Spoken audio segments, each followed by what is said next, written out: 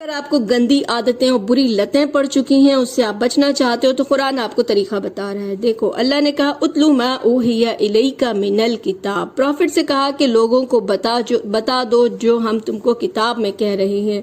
واقم الصلاۃ، کہ لوگ نماز کو قائم کریں۔ کیوں؟ کیونکہ ان الصلاۃ تنہی عن الفحشاء والمنکر، کیونکہ نماز روکتی ہے بندے کو بے حیائی کے کاموں سے اور برائی کے کاموں سے، یعنی غلط حرکتوں سے، غلط ایڈکشن سے، ہر بری چیز سے آپ کو نماز روک سکتی ہے۔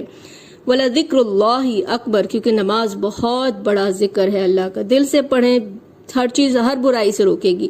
واللہ یعلم، اور اللہ خوب جانتا ہے، ما تصنعون، جو کچھ بندے کر رہے ہیں اللہ اس کو اچھے سے جانتا ہے۔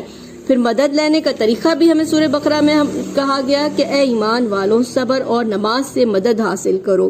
تو آپ صبر کریں اور نماز کی پابندی کریں، اللہ کی مدد ضرور آئے گی۔